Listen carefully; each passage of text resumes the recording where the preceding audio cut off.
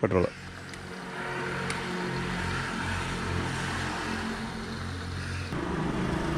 ഓ 20 litre കയറിയില്ലേ friends. ഇപ്പം full tank അടിച്ചിട്ടുണ്ട്.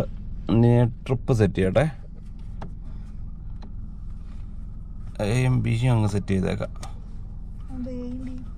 ഇനി മൈലേജ്, ഇതിന്റെ മൈലേജ് 30 കാണിക്കുന്നത്. എന്ത് തേങ്ങയൊക്കെയാണ് എന്താ വണ്ടിക്ക് ഭ്രാന്തായത്. ഓക്കെ ഫ്രണ്ട്സ്, ഇപ്പം നമ്മൾ കുലുക്കി ഫുൾ ടാങ്ക് അടിച്ചിട്ടുണ്ട്. ഇനി നമുക്ക് കുറച്ച് കിലോമീറ്റർ ഓടാം, എന്നിട്ട് അവിടെ നിന്ന് ഫുൾ ടാങ്ക് അടിക്കാം. പിന്നെ പെട്രോൾ സ്പോൺസർ ചെയ്ത ഭാര്യയ്ക്ക് എൻ്റെ പേരിലും കമ്പനിയുടെ പേരിലും. പിന്നെ നമ്മൾ ഇത്ര നേരം AC വിത്ത് AC നമുക്ക് നോക്കാം, അതായിരിക്കും നല്ലത്. അപ്പം ലെറ്റ്സ് ഗോ. അല്ല, എന്നെ വെച്ച് കുളിക്ക ചേട്ടനുണ്ടല്ലോ. ശരി, ഇവിടെ വെച്ചോണ്ട് കുലുക്കി. അയ്യോ, വണ്ടി കുലുങ്ങിയല്ലോ എന്നാണ് എന്റെ അത്ഭുതം. ചേട്ടൻ പഴയ പുലിയാ, ചേട്ടൻ അറിയാം എങ്ങനെയൊക്കെയാ ചെക്ക് ചെയ്യുന്നത്. ആണോ? അതാണോ കുലുക്കി നിറച്ചതാണോ? കുലുക്കി നിറച്ച ശരിക്കും അങ്ങനെ കുലുക്കി നിറയ്ക്കണം. ആണോ? അങ്ങനെ കുലുക്കി നിറച്ചിട്ട് വേണം അടിക്കാൻ. എന്ത് ആത്മാർത്ഥതയോടാ ചേട്ടൻ വർക്ക് ചെയ്തത്. അല്ല, കുലുക്കി കഴിഞ്ഞിട്ട് പിന്നെയും കേറിയായിരുന്നല്ലോ കുറച്ച്. പിന്നെ നമ്മള് കുറേശ്ശെ അഡ്ജസ്റ്റ് ചെയ്ത് ആ തുമ്പ് വരെ അടിക്കും. അങ്ങനെയായിരുന്നു ഞാനിവിടെ ഇറങ്ങി സഹായിച്ചേനല്ലോ. നന്നായിട്ട് കുലിക്കാന് അത്രയും വേണ്ട. കാരണം എയർ ബബിൾസ് ഉണ്ടാവും അതിനകത്ത്. ബബിൾസ് ഉണ്ടാവും. നമ്മൾ കുലുക്കി അടിച്ചു കഴിയുമ്പോഴത്തേന് അതൊക്കെ ഫില്ലായി കംപ്ലീറ്റ് ചെയ്താൽ. കാരണം ഒരു ചെറിയൊരു സീറോ എറർ പോലും ഉണ്ടാവില്ലെന്ന്. കാരണം എക്സാക്ട് കാണിക്കാൻ വേണ്ടി, അതിനുവേണ്ടിയാണ് ശരിക്കും പുള്ളി അങ്ങനെ അടിക്കാൻ പറഞ്ഞത്. അതാണ്. അപ്പൊ നമ്മളിപ്പോ വിത്ത് AC-യില് ഫുൾ ടാങ്ക് അടിച്ച് ഞങ്ങള് മുന്നോട്ട് പോവാണ്. നമുക്ക് നോക്കാം സ്വിഫ്റ്റിന്റെ മൈലേജ് എത്രയാണെന്ന് കറക്റ്റ് ആയിട്ടുള്ളത്. എല്ലാവർക്കും അറിയാം 20-ന് മേളിൽ കാണുമെന്നൊക്കെ അറിയാം. ചുമ്മാ ജസ്റ്റ് ക്യൂരിയോസിറ്റി. എന്നിട്ട് നമുക്ക് നോക്കാം ഇതില് കാണിച്ചിരിക്കുന്നത്, ഇതില് റീഡിങ് കാണിക്കും മൈലേജ് എത്രയാന്ന്. ആ മൈലേജ് ഇതും തമ്മിൽ എന്ത് തേങ്ങയിലും സാമ്യം ഉണ്ടോന്ന്. ഞാൻ ഇത്രയും നാള് നോക്കിയിട്ട് സാമ്യം കുറവായിട്ടാണ് കാണുന്നത്.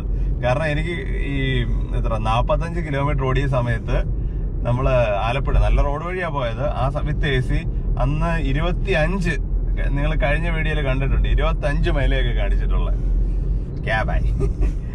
A few moments later.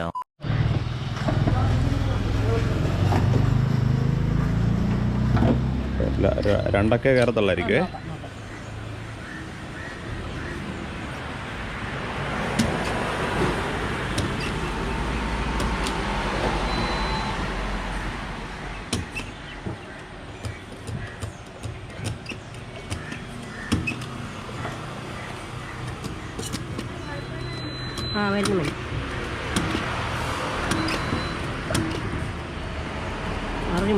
പറഞ്ഞല്ലേ?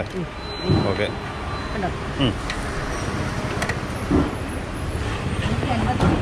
150 തന്നല്ലേ?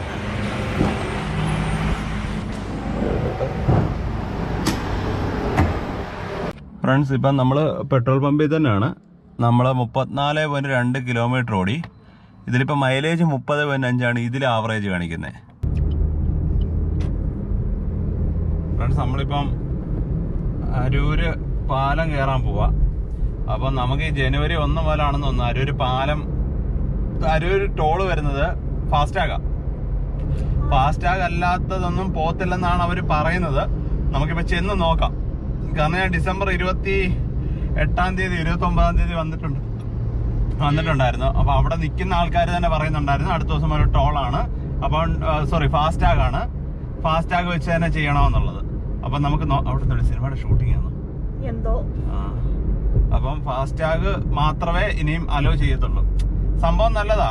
ആൾക്കാരെല്ലാരും ഫാസ്റ്റാഗ് തന്നെ യൂസ് ചെയ്യണമെന്നെങ്കിൽ അവിടെ ആരും ടോളിന് വേണ്ടി വെയിറ്റ് ചെയ്യണ്ട, നേരെ കയറി പോയാൽ മതി.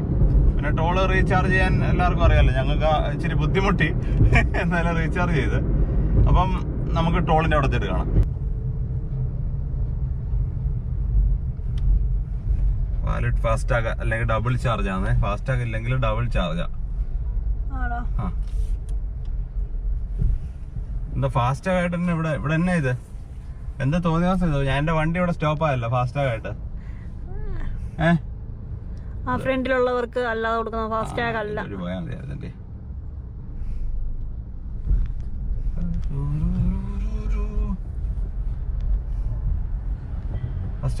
ഫാസ്റ്റാഗ്